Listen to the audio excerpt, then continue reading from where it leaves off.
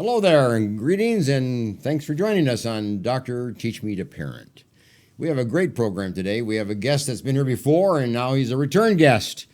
And you're going to enjoy our conversation as we look at end times, the times in your life that you're living towards. And there will be a day that you will be just a heartbeat away from a major event in your life. So listen on as we pick up our conversation. And to do so, let me put in perspective. And with this little quote, it says, "The most prepared to die are the most prepared to live." So if you're prepared to die, you are prepared then to live your life fully and with excitement and with joy and with anticipation and with grace.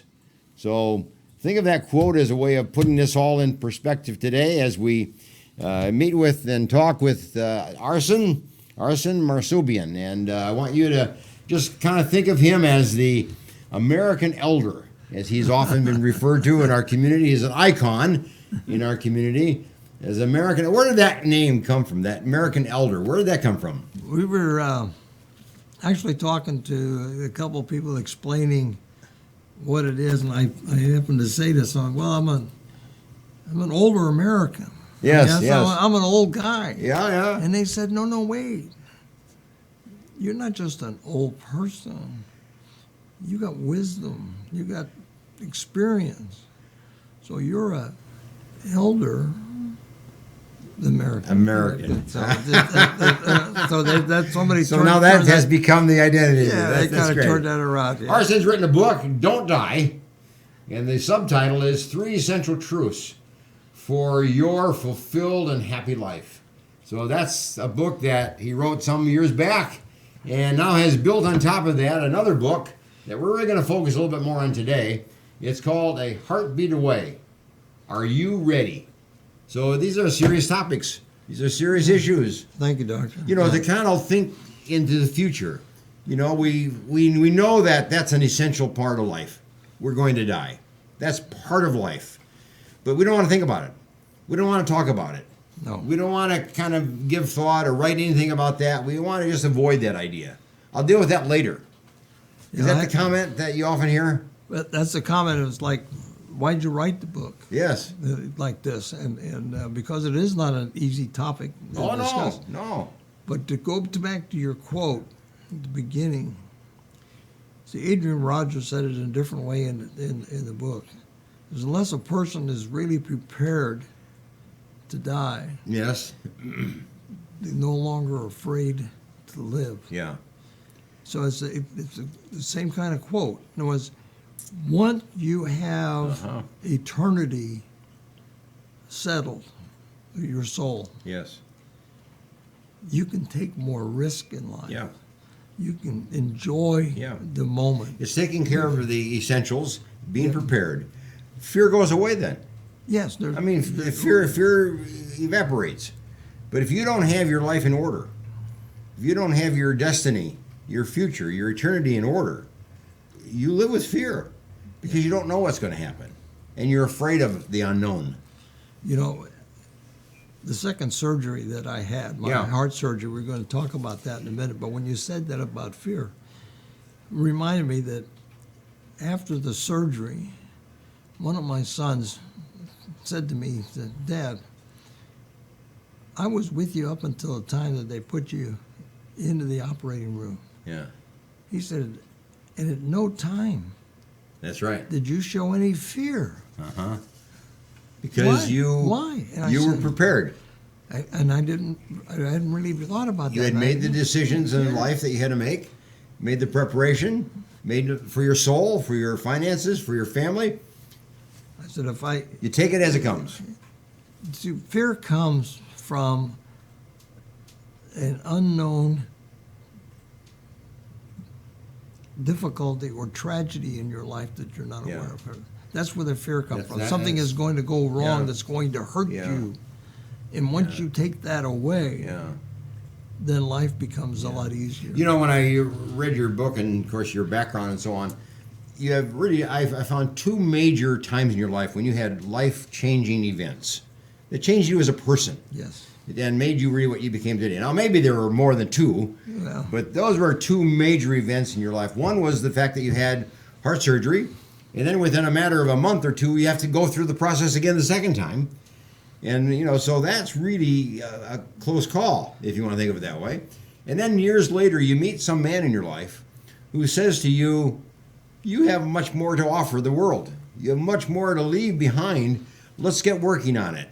Let's change how you live your life so that you really do leave a legacy. But in that first tragedy of your life, how did it change you? What was the message to you that you lived out thereafter? Well, the second part was, like you said, that second surgery. Oh, it was the second one that really... The second one that really turned things around. Uh-huh. You were 65 years of age at the time, right? My 65th birthday, Yeah. best birthday present I ever received was a gift of life. Again, Well, that's a good way of saying it, yes. Those doctors. Yes. But it was because the doctors told me before that did the first surgery it was impossible to do the second surgery that soon. Oh. And through the grace of God, and somebody came into my life and got me a second opinion at UCLA Medical Center. I found that one of 5 doctors in the world that was able to do that surgery at that time. But he said, we'll do it, but there's no guarantee. Well. There's no guarantee. So you start to bleed on a table, and we can't stop it. But we can do it. And I did the surgery anyway. Sure, let's, if So that was a moment of doubt. Do you go or do you not go? Yeah, I had a period of time to kind of think about that. Oh, sure. And my daughter was getting married, so I thought, well, I'll get past the wedding, and then I can go. Well, I had a heart attack before that, and so I was in the hospital when she got married, and so I missed that. My one daughter that I had a chance to walk down the aisle. Yeah. With, Well, that's I a missed- one-time. I missed that event. That's the gone. But her brothers did take her down the aisle with the cell phone, and I got to listen on the phone. So they made it work out. That's neat, yeah. And then you went ahead with the surgery. I went ahead with the surgery, and then before the surgery, where the title of the book came from, Yeah. The Heartbeat Away. Heartbeat Away.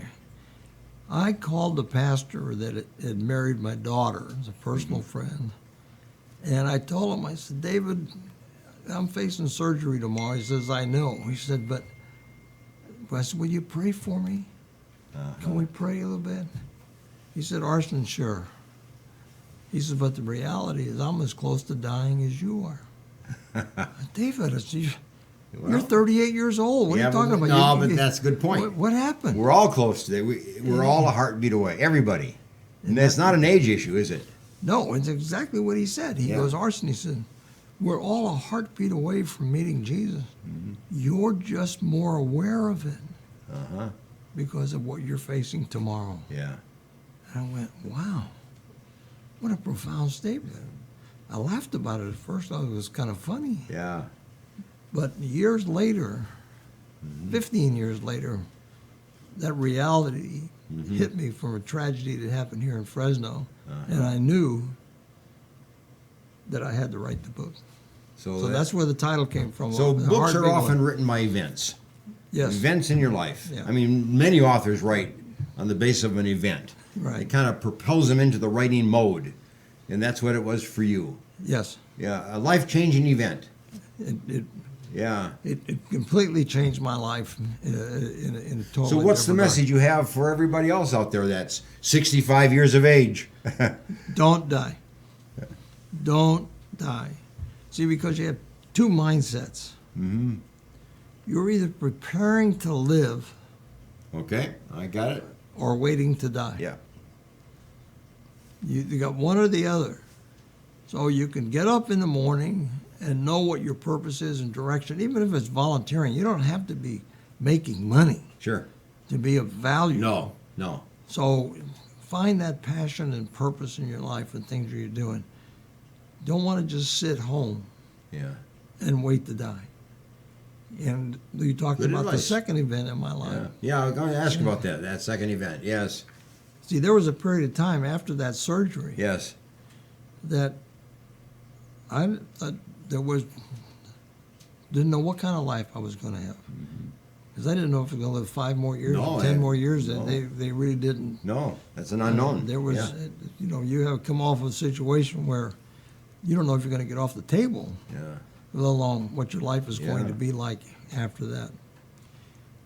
So I went through a period of time with every year without making decisions about what to do in my life because I thought I was going to die the next year.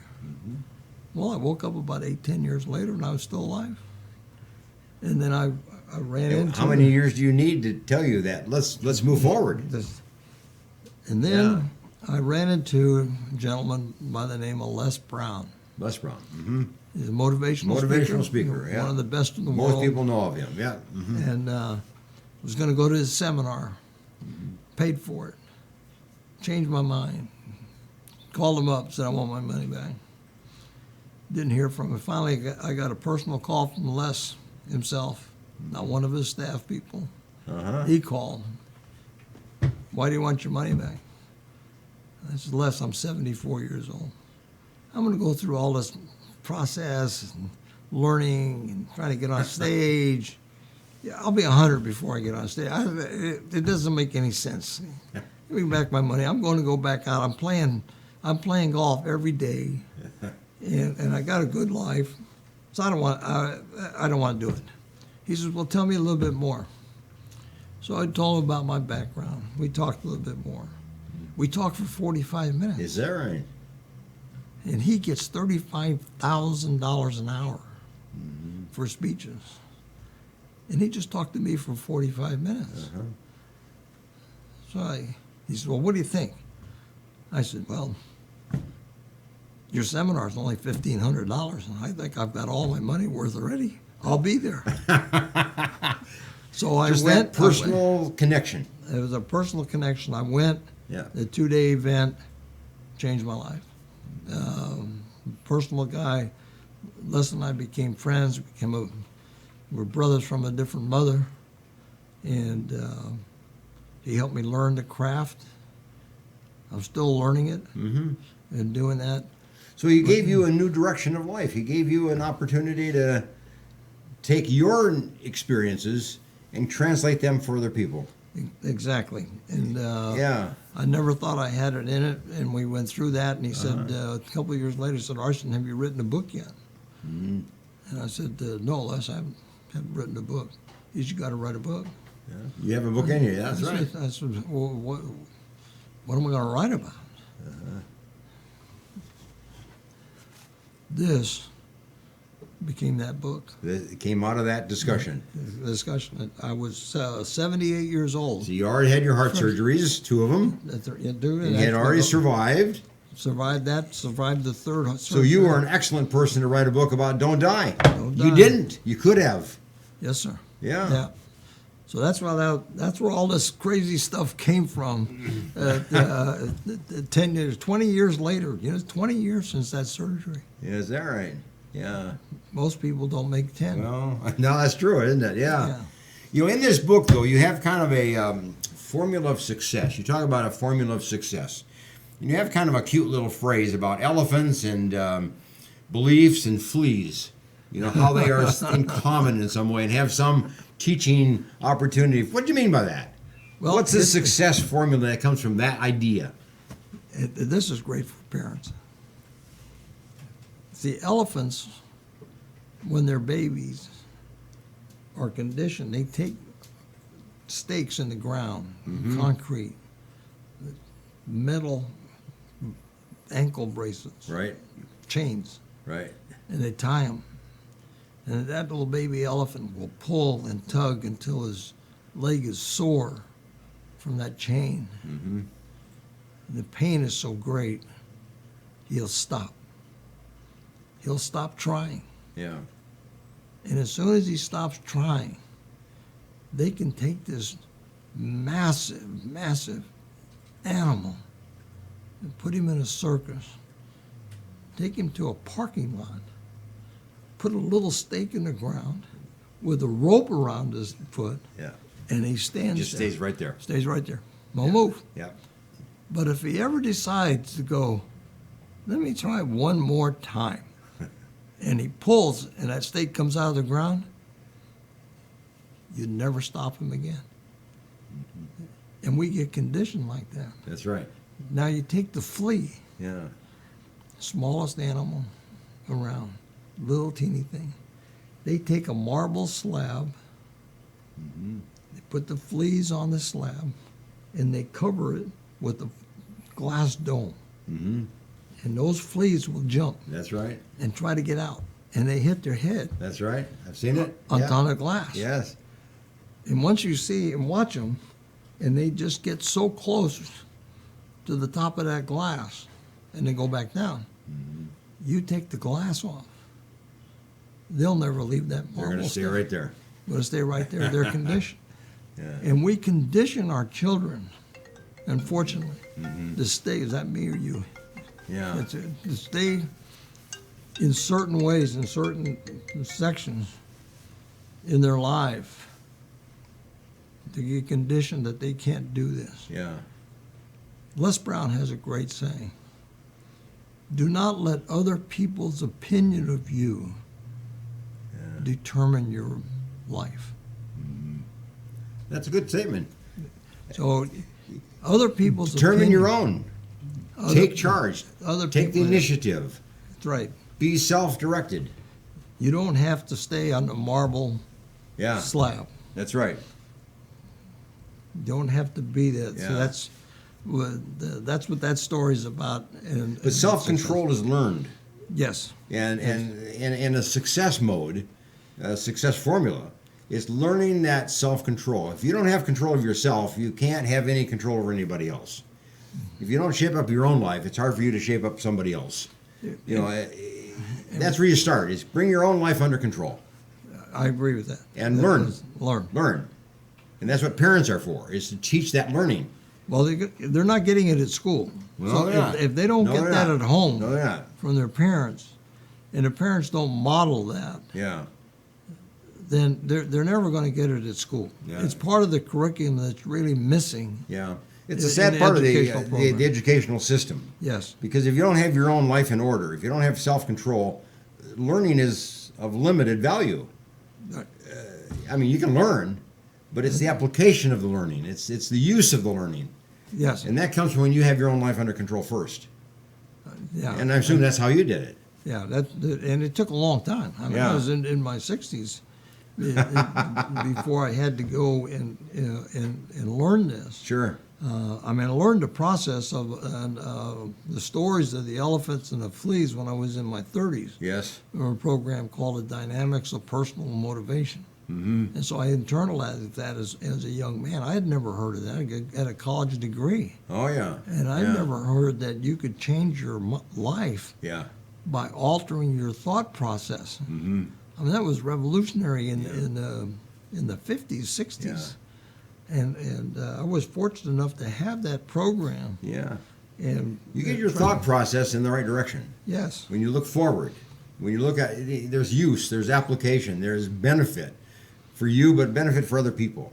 Yes. When you start thinking that what you have learned can apply to other people as well, and you can apply it, and you can help them. Life's good. Now you're the teacher. You're Yeah. not just the learner. But you learn more by teaching. I think so. As you know. Yeah. As And an I always say this educator. about parents, they're the first teacher a child ever has. Right. So you have to kind of convert yourself from a learner to a teacher. Right. You convert yourself from being just a parent to a teaching parent. You know that there's the terrible twos. Oh, yes. We know about They're that. really not. If you tell your kids this is the terrible twos, Yeah. guess what? They turn out to be pretty terrible. But if you say this is the terrific Yeah. twos Yeah. instead of the terrible twos, Yeah. you can have fun. Yeah. You can Watching enjoy. that You little, can enjoy. You can watch that sponge Yeah. just grow. Yeah. It is so much fun. It's to I see just the love joy. that. It's to see the joy and the frustration within the Yes. frustration. Yes. That's there. You make a point about success also having a difference between dreams and wishes. Big difference. There is a difference. There's a big difference, and in my book, How'd you apply it in your book? Tell us. in the book, there's 7-step process. Mm-hmm. So you say, okay, I have this goal. Yeah. I want to do this, whatever it is. Mm-hmm. You write it down, and you look at it, and say, well, all right, in order to achieve this goal, there are certain steps to get there, because if I really wanted this, why don't right. I have it? That's right. I don't have That's it right. now because I didn't right. do certain things. Goals are just wishes, are just empty. Right. Yeah. So you write down now what I have to do. So if I have to lose weight, I have to give up this. Mm-hmm. I have to spend this kind of money. I need this kind of education. What is it that you need in order to get to that goal? Those become intermediate goals. Mm-hmm. You say, okay, we got to do that. Now, you look at those and you go, I have to give up Mm-hmm. this. Yes, you do. I have to spend this. That's right. And there's a price to pay. That's right. Now, Those are the realities of goal achievement. they are. Yeah. It's either going to cost you money to go to school. Yeah. It's going to cost you time. Mm-hmm. You're going to give up the sport. You're going to give up the golf. Mm-hmm. It's a price to pay. That's absolutely. Now, if you're honest and you ask yourself the question, Mm-hmm. am I willing to pay the price Yeah. to overcome these obstacles Mm-hmm. to get to this goal, That's right. then it's a goal. So a wish It can is- become a goal, Then but it- not it's- until you have the steps worked out. we say at that point, get started, because it's already accomplished. There you are. If the answer is no, Yeah. it's nothing more Yeah. than a wish. Throw the piece of paper away Yeah. and find another goal, Yeah. And life will just because it's never going to happen. never going to happen. Yeah. Never going to I always happen. put it this way, though. If you have a goal, there are certain things that you must do to achieve that goal. Yes. But there are certain things you must not do to achieve that goal. Well, Because they're going to sabotage. Those things are going to interfere. They're going to take away energy and misdirect you and so on. So you have to look at both sides of that formula. You know, what to do and what not to do. And goal is it possible to attain then? We don't think it that way. We just think, well, I'd like to have a goal. Maybe someday it will come. Yeah. You know, there was this tragic thing that just happened, and the whole world has seen. Yes, yes. The loss of great athlete Kobe Yeah. Bryant, and yeah. the other people in that accident. But last night they were talking about the behind-the-scenes Kobe and how he lived his life. Yes. And he had this dream to be the best. Mm-hmm. And he was willing to sacrifice the time There you are. and money There you are. and the time Yeah. away from his family and the different things. Yeah. And they talked about that. And it said what the sacrifices were that he had to make Yeah, to become, in order to become the become great man he was. that he wanted to become. Mm-hmm. It wasn't by accident. No. It was hours and hours and hours of training and work and sweat and tears and Yeah. pain and going through different stuff. A lot of people are just not willing Yeah. to do that. And I think that's really the critical issue there. You know, we all have the potential for success, and we all have goals we like to achieve. I mean, obviously, we have thoughts like that, but it's that ability to bring it together and say, "This I do, and this I don't do, That's and right. this I do every day, and I work at it, and I give up, and I work forward. It's forward looking." You also indicated that success is not just an event that takes place, but it's a process. Really, success is a process. So apparently, really, success is never really totally achieved. It's something you live out, you know, throughout your entire life as a process. Earl Nightingale. That's an old name. A lot of kids never heard that name before. But it's a good name to know, by the That's way. it. Success is the daily progression of a predetermined, worthwhile goal. Okay. So this is the daily There you are. progression. Mhm. If you're working every day Yeah. towards a worthwhile goal, you're successful. That's right. It's not the Achievement. no, because The end result. when you get to that success level, Yeah. if you don't set new goals, you'll level off and then die. It's kind of like saying I'm not a person who has achieved. I'm a person who is achieving. Achieving. You know, I don't have an achievement. I have an achieving process that I live out and I enjoy and I live out on every day. It's that idea of it's an active process. I like that, Doctor. I like that. It's kind of a way to put the focus on that. Yes. Yeah. Yes. But So- you know, we can be successful. Yes. Every kid can be successful. Every parent can have a successful family. Every parent can have a successful children. It's a matter of getting that idea into their head that this is a process. And today we achieve a little bit, and tomorrow we achieve a little bit more, and we achieve a little bit more, and we keep the process going. Have you ever heard of Jeff Eben? No, I don't know that name. Jeff is a young man here in Fresno. At age 16, a swimming accident, became paralyzed. Great football player, had a great future ahead of him. Now he's paralyzed. And he tells the story that a coach came to him every day and said, "How many wins do you have today?" Jeff goes, There you are. "Coach, That's a coach that meant good business there. That's right. I'm paralyzed. I can't move." "What are you talking about? What kind of wins can I have?" He said every day he'd come, "Jeff, how many wins do you have today?" I said, "I'd just shake my head." He said, and one day the coach came back. He said, "I was so frustrated." He said, "How many wins do you have today?" And Jeff said, "One." He said, "What was it?" He said, "I peed in my pants." He said, "Great. That's That's great. That's a goal." That was yeah, for a paralyzed person, that means something. That's right. Yes. So it's That's right. that daily progression. That's right. And Jeff's story is a powerful story.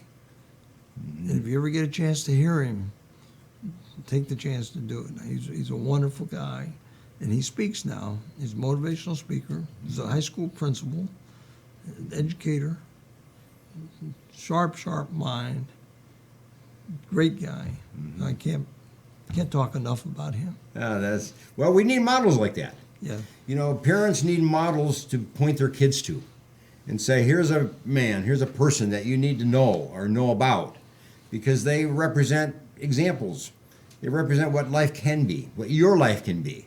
Right. You've had examples. I've had models and had people in my life that I've looked to and have guided me and have given me an example of how to live, and we all have. Yes. But parents need to help kids select a model, a person in their life that represents a point of view or represents an ideal, and then use that person as a way to motivate you and learn to live. How about the parent being the model? Well, that would be a good point. That's the person. That's child, where it starts. That's where it starts. the person that child That's a good- sees that's a good point. every morning, Yeah. every day.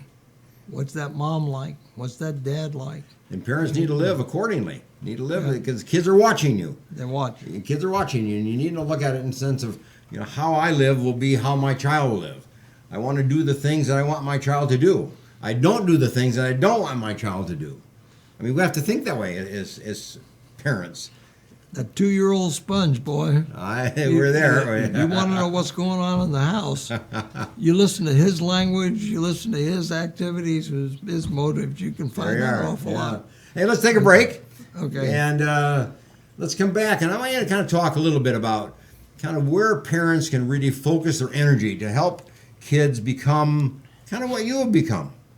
You know, kind of a person that's lived life fully, but still living life fully, but kind of you as an example, you as a model. How can parents help a kid get focused on that? We'll come back and talk about that in a little bit. Get a cup of coffee, and we'll see you in a moment.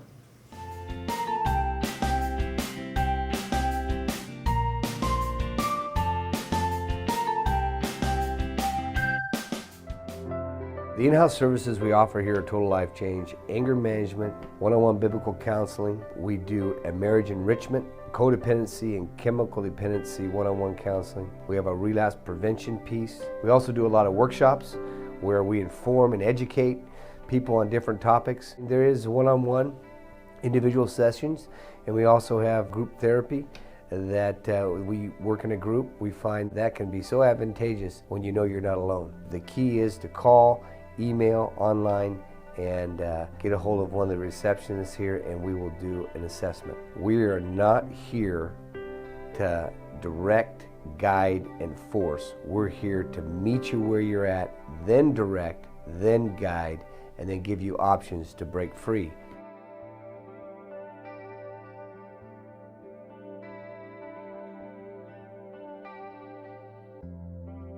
The Green Gables Care Home is a 24-hour assisted living facility for the elderly located in Clovis, California, offering spacious private and semi-private rooms which are wheelchair approved, catering to the special person in your life who needs attention and wants to live in a loving home environment. The Green Gables Care Home has assisted living in secured homes for elderly with Alzheimer's, memory loss, and for your loved ones needing assistance with their activities of daily living. Call 559-297-9438 and visit greengablescarehome.com. Sometimes good intentions hurt rather than help.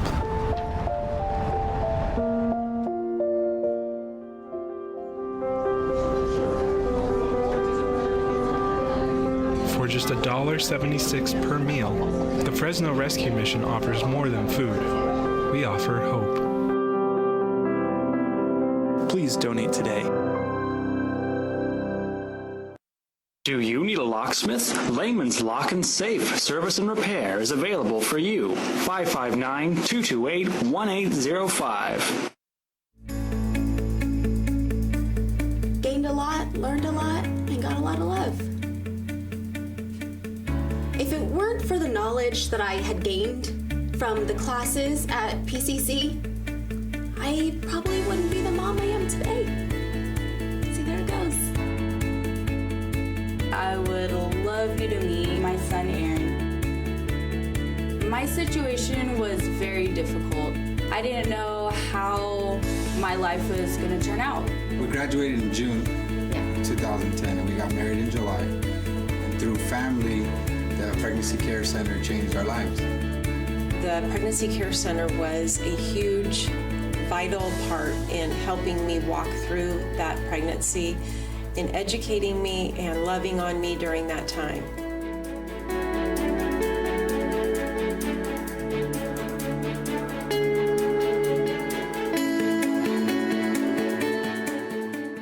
Choosing a Medicare plan can be difficult and frustrating. Susan Hatch can guide you through the Medicare maze and help find the right plan for you. Susan helps people understand the confusing and drastic changes that occur every year in Medicare. Susan will only recommend plans that will protect your assets and allow you to continue to see your personal doctor. As a 100% independent agent, Susan is not controlled by any particular insurance company to steer a person onto any one particular plan. Susan was awarded the #1 Medicare supplement agent in California. Look for Susan's Medicare question and answers every Monday in the Fresno Bee. Call Susan at 559-307-2287 and visit MedicareToday.net. CentralValleyTalk.com.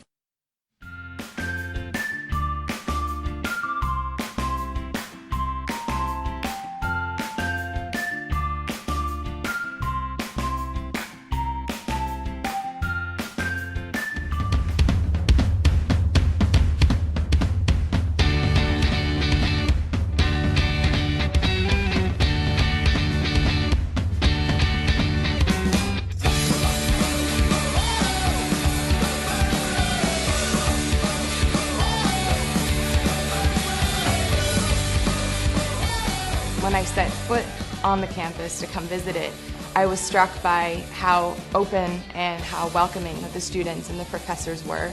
Coming to Gordon was like coming home. I think intentional community is what Jesus modeled with his disciples, and Gordon has really fostered a good place for intentional community to happen. Gordon is a place where you can meet people from all over the world and hear their stories. I meet a lot of different people who are shaping who I am today. Gordon seeks to graduate men and women of character, of leadership, and the world is the place where Gordon students belong. Choosing to go to Gordon was, I think, one of the best decisions I've made in my life. I expect to be changed.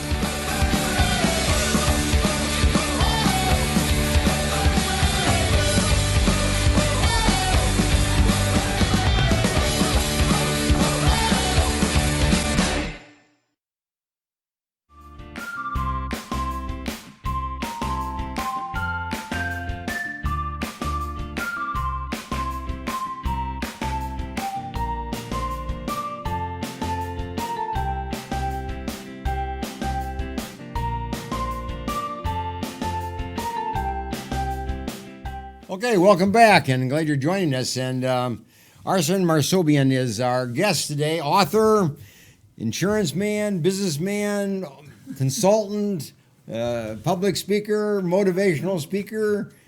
The names and the lists go on, doesn't it? But you're going to have an event coming up. Yes. In which you're going to introduce our community to your new book, The Heartbeat Away, and you're going to have a book party. Yes. It's kind of launch this book. Tell us about it. We're going to have a lot of fun. It's going to be at Pardini's. And, of course, everybody knows the great food at Pardini's. Yes, that's a good place. So if they don't like the message, they're going to love the food. So it's going to be there 6:30 on Friday night, the February 28th. All right. And we hope that they'll come.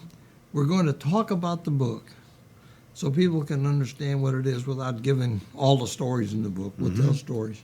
But I want to be able to answer people's questions that night. And the book is The Heartbeat Away. Heartbeat Away. Are you ready? That's right. Nobody's getting out of here alive.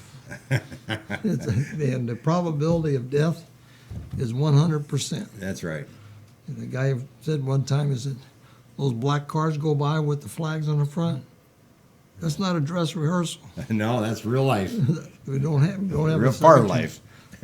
So that's what so if you'd like to join us on that evening of the book party and the book launch, there it is on the screen in front of you. Jot that down and just come, right? Just call. You can register. No, we'd love to have them register so we keep track of that. Okay, who's coming and so on, yeah. And that's on the form right there, that's right. And the first 20 people sign up on registration so that we're going to give them a free book. So that the registration is basically going to be free for them. Oh, well, that's good then. Yeah. The fee's only $15, and you're going to get a $15 book. But you're going to get a $15,000 education. Well, we hope so. I hope that people get from you. You're going to give an education. That's exactly true. Yeah. Thank you. Yeah. Let me ask you this question. You have been an insurance salesman. You've met with a lot of young families, kind of helping them get started. Yes. In kind of their financial package of life, and not just insurance. There's other things as well. And what's the advice that you have been giving over the years to young families as they start out? Maybe they've been married 5 years, and maybe their first child is now coming along, second child perhaps. What's the advice that you start giving these young families that you've learned about and you really think would help them? Well, the main thing is for people to understand the value of life insurance. Mm-hmm. And so we start with a definition of that.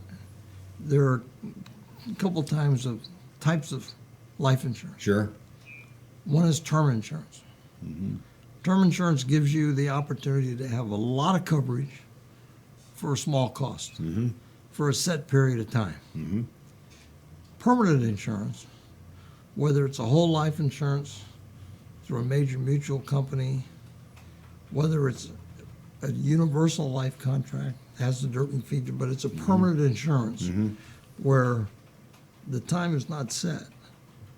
The amount of money that you put in is set. So people need to understand those two kinds of vehicles.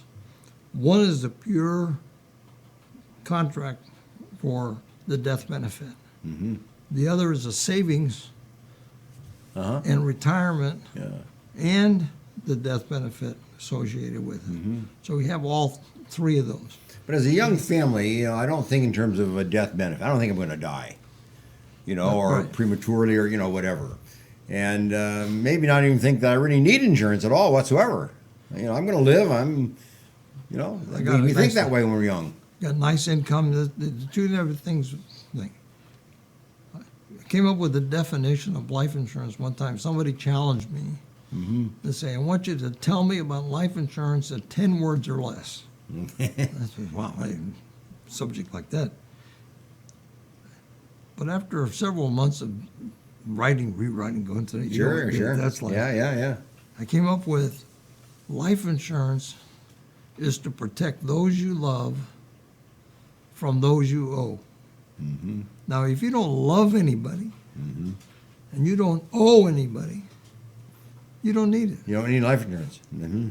But most families love their families. Mm-hmm. And I really recommend a lot of times, and for years, talked about term insurance because it will give them the protection that they need on their budget. Right up front, right straight away. Now here's the formula. Here's the formula that we have in the book. And I have written another book called Beating Taxes and Cheating Death, and it's 100% about life insurance. I see. Mm-hmm. Okay. There's a thing called human life value. And we don't like to put a value sometimes on our lives. No. We go through that. And so we say, well, I'm worth more dead than alive. Yeah. And I challenge that. And somebody will say, well, how much life insurance do you have? Well, I got $200,000. And how old are you? 35? So you get $200,000 on your life and you're happy you get 35. How much do you make a year? $40,000.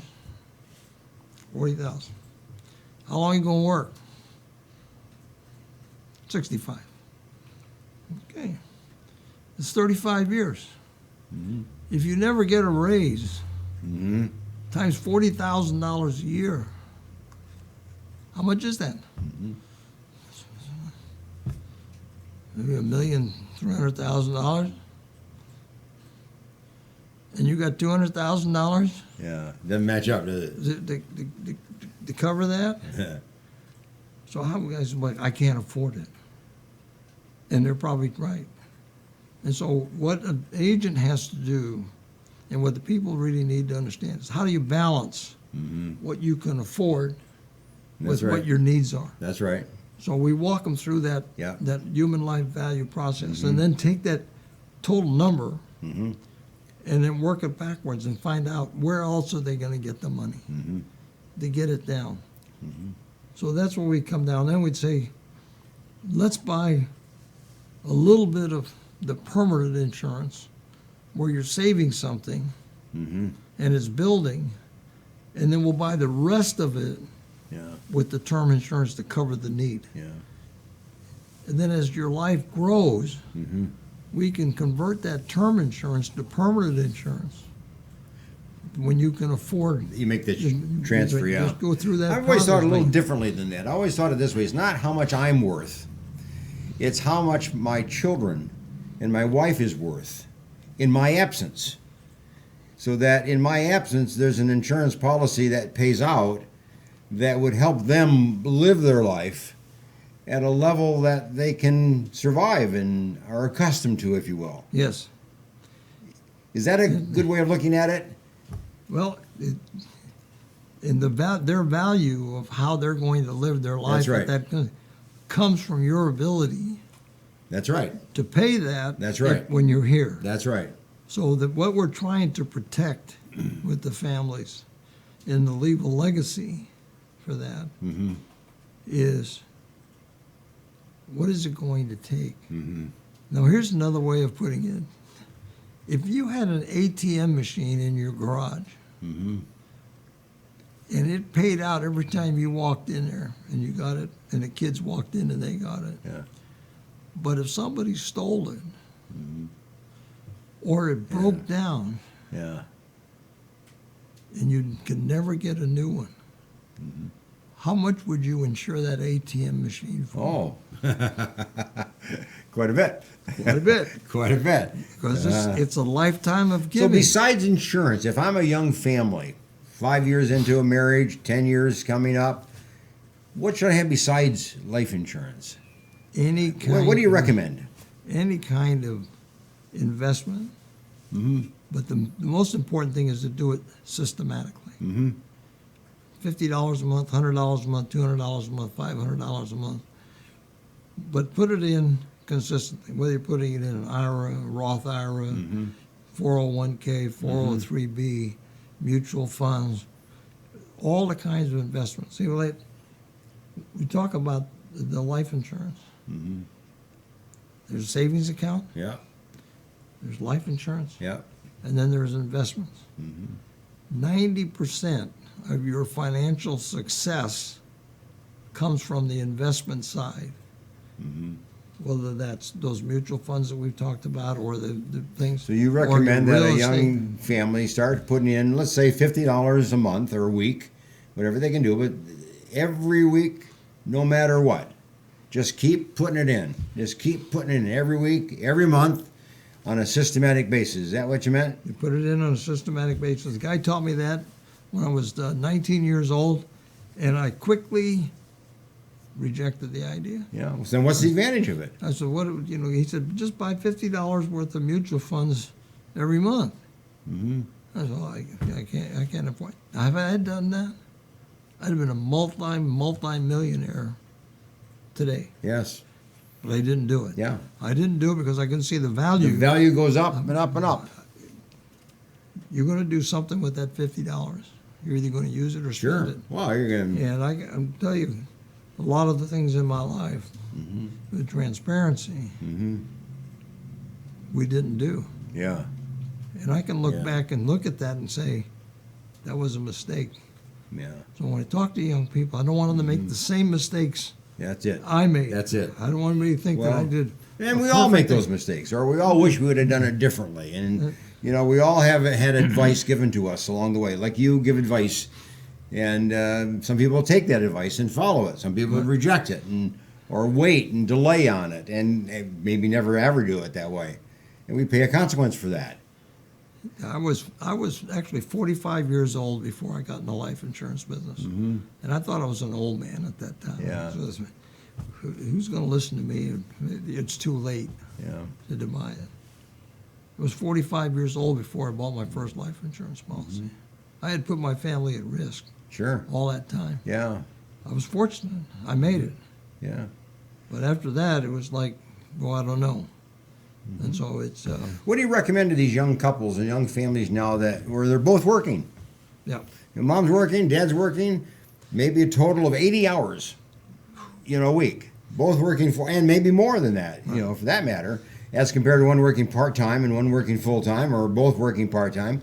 What's the recommendation that you have? Is it worth it? Sure, you make more money when you're working full-time, both of you. Is it worth it? Comes back to the dreams and goals that we talked about in the last segment. What's the value to you? Well, there you are. Good point. What's the value? Is it to make sure that your kids are safe and healthy and growing? Yeah. Or is it to accumulate that money? Is it to have the bigger car? Yeah. Is it to That's have the boat? Is it to have that second? Critical question to. And I think it's a matter of where. Yeah, critical the question to patients want ask. You're to right. take their life. So I can't give a stock answer. Yeah. To there was a what they research should study, do. though, done, Arsen. You may hear about this, and that is this. Families that work 80 hours a week, mother and father both working 40, the kids are destined to have problems. Academic problems, social problems, and various kind of problems with the drug world and so on. Those kids are very likely to be problematic if they're working 80 hours a week. Work 60 hours a week, one working part-time, one working full-time.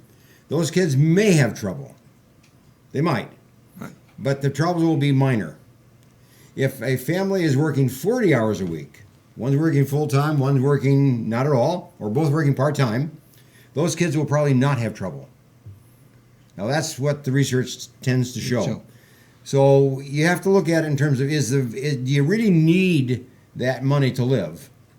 And can you take the risk of your children if you work to make that level of money? That's a tough one, isn't it? It's a very tough one. That's a tough one. But we have to really look at the science and the statistics and Yeah, the that's numbers and things that you study Yeah. and know balance about that, to yeah. look at that. Yeah. And what does the research show from years past to be able to help that young family grow? So I mean, it's you not can look like- at it from the point of view of what money will become, how it will accumulate, and how it will earn interest and so on. Yeah. But then you have to look at it on the other side over here. Is it really worth it? Because are you going to lose your family? Are you putting your kids at risk? You know, are you putting your life at risk trying to work 80 hours and 90 hours, maybe 100 hours a week, overtime? I mean, at some point your body breaks down. You got it right there. In my book, Don't Die, I quote a lady from,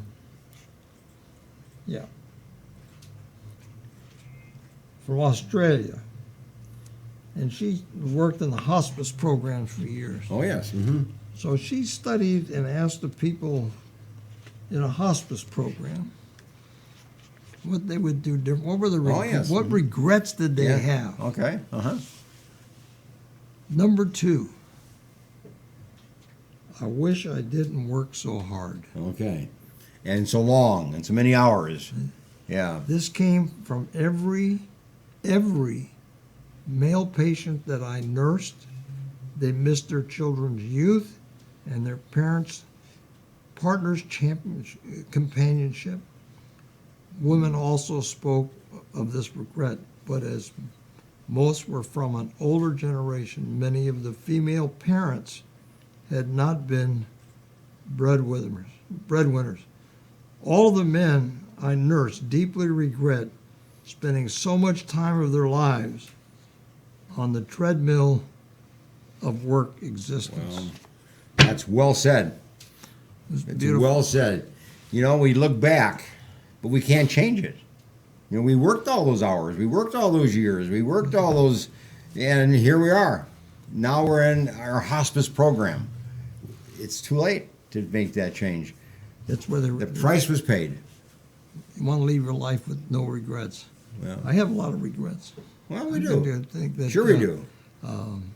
Worked like that. You speak about that in this book, too, about the regrets of life that we have to deal with. Went through a divorce. Mm-hmm. It caused a lot of problems within the family. Mm-hmm. I can tell you now, God wasn't kidding when he said he didn't like divorce. There's a reason for that. There's a reason for that. But the kids, every kid will tell you what the reason is. I lived through that, but through the grace of God, I have a relationship now with my children's mother and with my adult children and my grandchildren. But early on, I made some choices. Yes. That messed that up because I was working, doing different things. There you are. I was Everybody has that story to tell. I agree. The hours of working and what was missed. Yes. You know, what was put at risk. And we have to deal with that. We have to accept that fact. But when you're young, you can avoid that. That's a reality, you know, that you can avoid and just be cautious in the number of hours worked and the number of hours out of the home and other commitments you have in the community and outside the home. We live very complex lives, but we have to start thinking, you know, what is the payoff? What's the payoff? Is it really worth it? And what's the benefit for the kids or what's the risk for the kids? Yeah. Risk reward is the balance of life. Is the balance of life and things. Every decision you make. What is the risk I'm taking? What's the reward I'll reap from that? And what my kids will reap from that. Right. I mean, it's not just your reaping of a reward, but it's what you want your children to reap because they're dependent upon you. Yeah. And as you said a little while ago, mom and dad are the models of kids. Right. They are the models to follow. And if we are living right, the kids will live right. You know, if we live right, we'll die right. Right. You can't die right if you don't live right. I have a quote on that I'm going to give you. But I mean, I think that's really the balance that we have to come up with.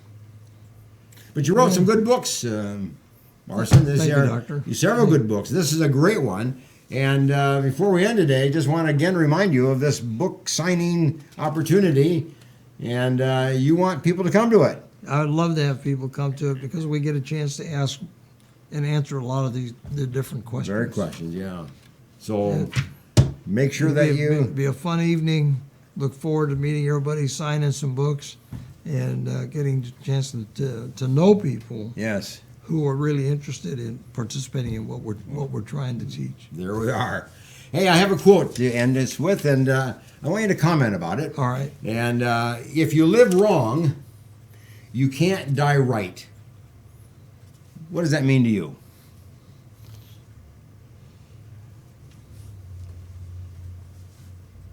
If you look at the statistics of the number of people who are incarcerated, yes, the number that come from a single parent home, yes, and particularly every statistic, every program I've read, that most men that are incarcerated had no father figure. That's right. In their life. In fact, it's 70%, 75%. 75%. Mm-hmm. They're living wrong. Yeah. They can't die right. Mm-hmm. What we talked about earlier, you can't learn to live unless you're prepared to die. That's right. If you're living wrong, you're not having the value or the opportunity to learn how to live right. Yeah. And people get off in a different direction. Now, many people that are very successful, and particular athletes that we see, when they talk about how'd you make it, I would say 90% say mom and grandma. That's right. That raised them. That's right. Very few talk about their relationship with their dad. Because it's been diminished and put at risk. And there's the society and have gone in that direction. Yeah. And it's not right. Yeah. It's tough. Well, I'm glad you wrote your book. Thank you. And I think it was well done. And I think it's a book that pick it up.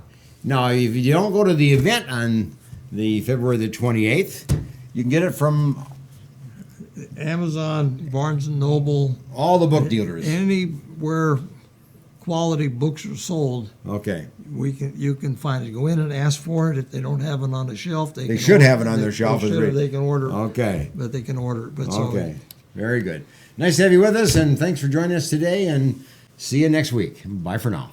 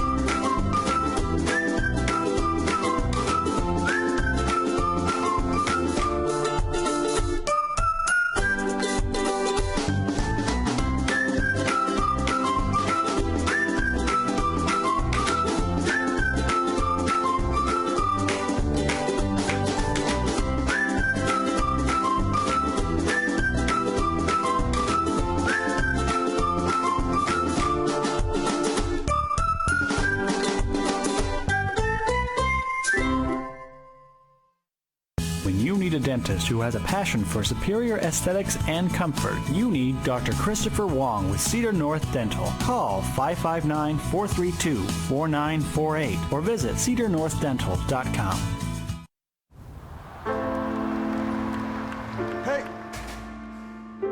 Try to close the club. Tanya, come here. At Boys and Girls Clubs, it's not just about trying new things. Kitchen in my hometown. It's not about learning the right steps. 4 or making contact. 5, 6, 7, 8. It's not about exploring the future. It's about helping them build it. It's about taking steps to greatness. About making a connection. It's about proving every kid and teen has what it takes. It's about people in our clubs who bring out the greatness in every kid who enters our doors. It's not just about being on stage. It's about walking across it. Great futures start here, and here, and here. Sat7 is a Christian media network that uses uncensored satellite television to broadcast across the Middle East and North Africa, and is also available globally online.